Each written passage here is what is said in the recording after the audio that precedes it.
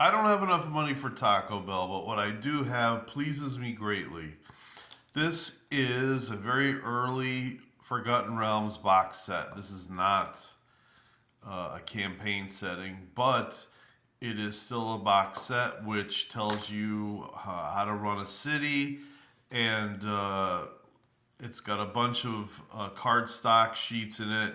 I don't know. There was somebody at TSR had a complete hard on thinking that the gamers needed to make buildings for their miniatures and all that instead of doing the old top down view with a lot of drawn on squares on the battle mats to represent buildings. Anyway, they had those cardstock buildings for Greyhawk, and I'm pretty sure I saw them even in some of the basic D&D modules and sets that had come out in those early years.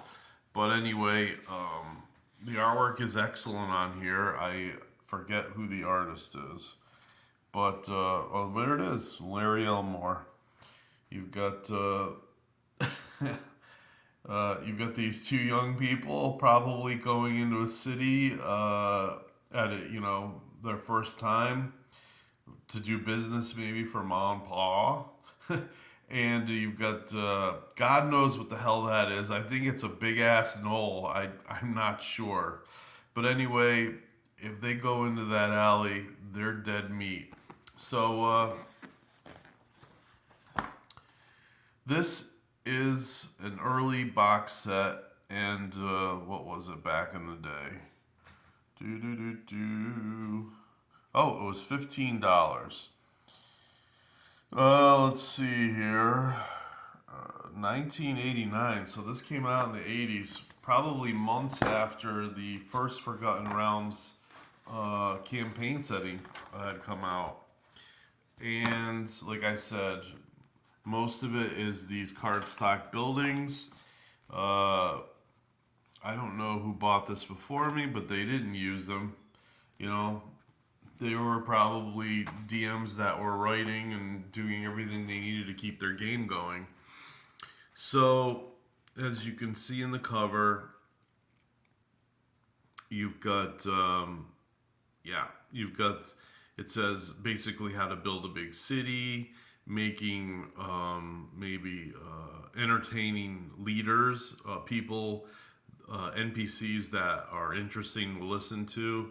You know, you might give them a lisp, or you might have them give a speech and trail off talking about something ridiculous. Uh, the city's defenses should always be looked at. What type of guards? Do they have special force? That sort of thing. Maybe some wizards that help protect the city, or a very strong fighter that loves the city would do anything for the leaders. Making a history of the city, the population. What do they do for work? What's in the area? Do they have a metal making industry? What type of industries and guilds do they have?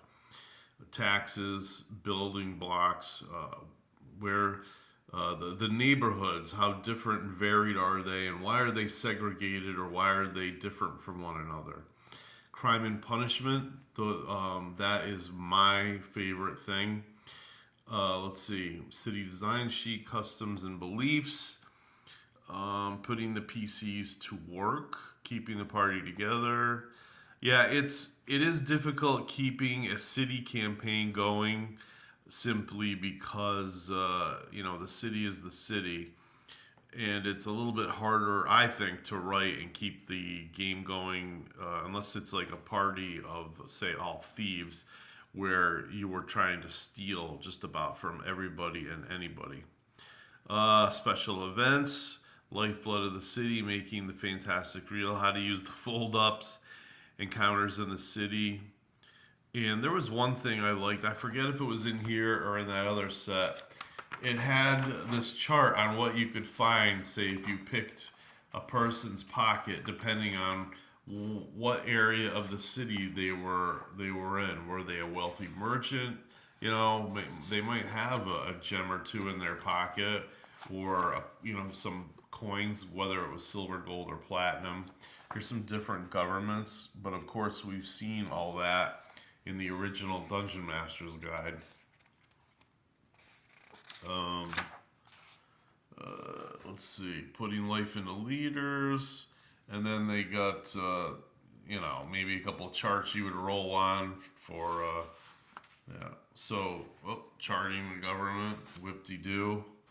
It all depends on how much work you want to really put into the game.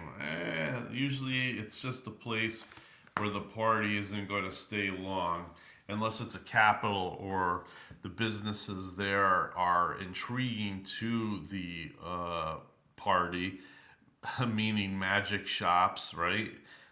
Maybe there's a wizard school. Maybe there's one armor specialty place where if the party is wealthy enough, they can buy some equipment. You never give the party really enough money to buy things. They've got to have to fight for it. They're going to have to find things in treasure hoards. Otherwise, the game kind of gets ground down into how much money can I make and what can I buy. So, yeah, there's some adventures here as well. And then it gives you some more ideas that you'll have to write up as a DM. Otherwise, it's an okay product, minus the card stock sheets, which takes up, I would say, 3/4 of the box. Anyway, have a good evening. Enjoy the night.